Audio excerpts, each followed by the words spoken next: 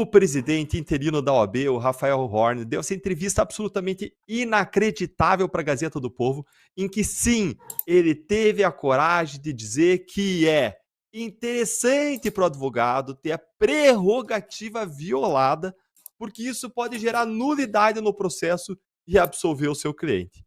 Você já vai entender por que isso é tão absurdo, mas antes, mais uma vez, sempre, curte o vídeo se você ainda não curtiu, para a voz da nossa indignação coletiva chegar mais longe. Essa frase, por si só, não é nenhuma novidade para nós que sabemos como advogados de defesa e ministros do Supremo usam essas alegações de abusos, de excessos, para anular os casos da Lava Jato, mesmo quando não existe abuso nenhum e mesmo quando existe uma abundância, não de nulidades, uma abundância de provas que demonstram que houve sim corrupção, propina, lavagem de dinheiro. Mesmo quando os réus confessam, eles vão lá e eles anulam tudo. Mas, apesar disso não ser novidade, é assustador ver o presidente interino da OAB dizer isso que ele disse com tanta normalidade, porque mostra como é que funciona nos bastidores essa verdadeira indústria das nulidades no Brasil. O problema é quando as nulidades só servem para um lado. Nesse caso, para favorecer, para blindar, para limpar a barra dos corruptos poderosos em casos que não tinham nenhuma ilegalidade.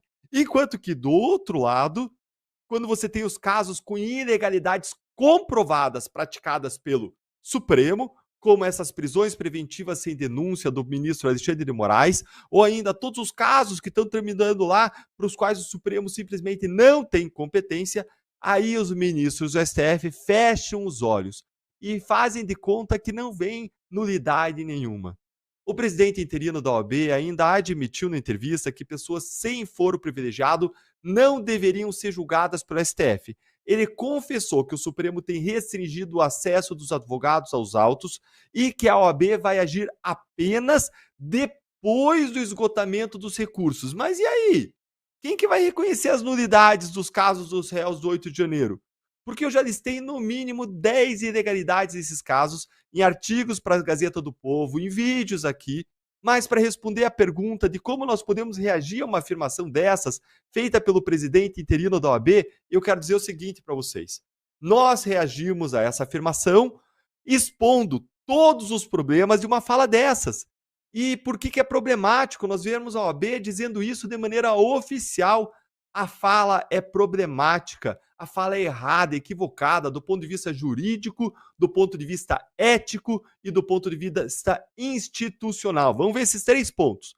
Em primeiro lugar, pela ótica jurídica, desrespeitar prerrogativas de advogados não é brincadeira, não é bagunça, não é oba-oba.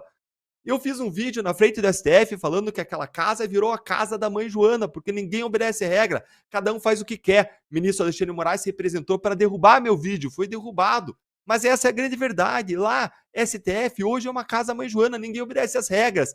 Desobedecer as prerrogativas não é bagunça, não é brincadeira. As prerrogativas dos advogados são direitos assegurados na Lei 8.906 de 94, com o Estatuto da Advocacia e da OAB. E existem essas prerrogativas para garantir o pleno exercício da advocacia. Elas não existem para serem violadas, mas para assegurar o direito de defesa, que é essencial devido ao processo legal. Se não se respeita, a gente não tem império da lei, a gente não tem uma lei sobre as pessoas, a gente tem um império de pessoas que se colocam acima da lei, supremas. A violação dessas prerrogativas é ilegal. E o que nós estamos falando aqui, no final das contas, é de algo que prejudica a defesa de pessoas que estão sendo atendidas pelos advogados. Nós estamos falando de vidas, de pessoas reais que são prejudicadas pela violação das prerrogativas dos advogados e não de um personagem fictício aí de uma novela, de um livro. Não é nada abstrato, não é nada fictício. A gente está falando de vidas humanas tendo seus direitos mais básicos violados, com implicações graves sobre as liberdades, sobre o patrimônio, sobre a liberdade, sobre a voz dessas pessoas que acabam sofrendo censura quando o advogado não consegue exercer devidamente as prerrogativas profissionais que existem, mais uma vez, para proteger os direitos dessas pessoas. Em segundo lugar, porque não para aí, a gente tem um problema no campo moral, que é a distorção das prerrogativas.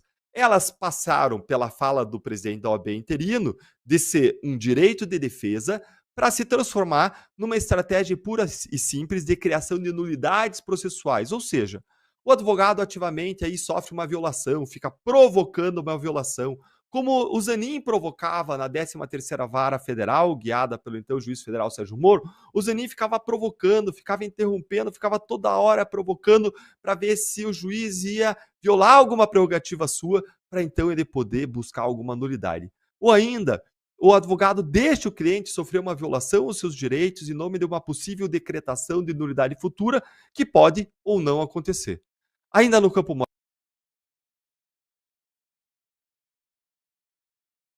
deveriam desejar a violação dos seus próprios direitos para obter vantagens processuais. A ética profissional é um pilar da advocacia. Ela está prevista no Código de Ética e Disciplina da OAB, que diz que advogados devem zelar pela moralidade, pela boa-fé, pela justiça e não incentivar a violação dos seus direitos ou dos seus clientes, muito menos ficar cavando falta e cavando nulidade. Quando eu vejo aqueles jogadores de futebol que ficam cavando falta, se jogam na área, isso para mim é uma vergonha. Se é uma vergonha fora da advocacia, dentro das 4 linhas do campo, também é uma vergonha no campo da advocacia, no campo da justiça, é igualmente uma vergonha você ficar cavando falta, especialmente propositalmente, quando não existe, com o objetivo simplesmente aí de anular os processos dos clientes. Existe uma inversão da ética, uma inversão da lógica da moral.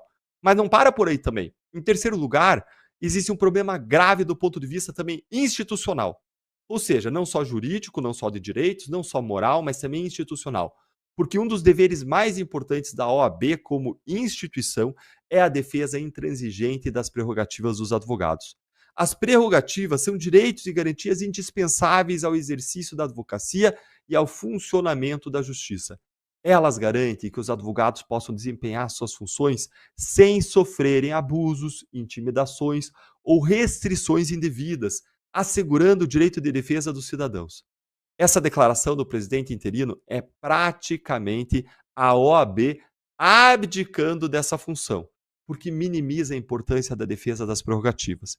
Isso deslegitima a luta da OAB, isso diminui a importância das suas ações. Isso transforma algo negativo, que é uma violação da prerrogativa, em algo a ser comemorado, positivo, benéfico ou até desejado. Eba, violaram uma prerrogativa da OAB. Não pode, está errado. A fala mostra uma aceitação passiva de violações, o que contraria o papel central da OAB e enfraquece a confiança tanto da sociedade quanto da própria classe dos advogados na capacidade da OAB de defender a Constituição e de defender a advocacia. Mas, Eltan, qual deveria ser então o papel da OAB? O que a OAB poderia fazer e que ela não está fazendo? Gente, muita coisa. Eu vou listar aqui apenas algumas delas. A OAB poderia promover representações contra autoridades que violem as prerrogativas. Eu mesmo fiz várias representações contra o ministro Alexandre de Moraes. A OAB poderia buscar responsabilização administrativa, civil e penal dos infratores. Poderia garantir a abertura de processos administrativos disciplinares contra aqueles que cometem abusos, ou, no caso de um ministro do Supremo, poderia apresentar ou então apoiar pedidos de impeachment no Senado. Poderia agir para que abusadores sejam responsabilizados pelos seus abusos e não fechar os olhos, colocar a cabeça como um avestruz embaixo da terra e não ver o que está acontecendo porque fecha os seus olhos e enfia a cabeça embaixo da terra. Mas eu tenho uma ideia de por que a OAB não faz nada disso, de por que ela enfia a sua cabeça de avestruz embaixo da terra. Isso tem a ver com não se indispor com os Supremos.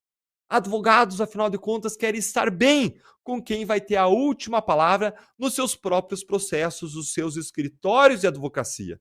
Mas o problema é que, se for assim, sempre que os donos do poder do STF se colocarem acima da lei, a OAB vai silenciar, justamente quando ela é a mais necessária. Se um presidente da OAB entra lá com esse espírito de silenciar para não se indispor com os ministros do Supremo, ele deveria abdicar, deveria renunciar para que alguém que tenha a necessária coragem entre em seu lugar e faça o trabalho que precisa ser feito como presidente da Ordem dos Advogados do Brasil. E eu deixo a pergunta para você que está aqui conosco. O que você acha? Qual é a sua opinião sobre por que a OAB está se comportando assim, por que ela está se omitindo e o que você acha que ela deveria fazer? Me conta aí nos comentários.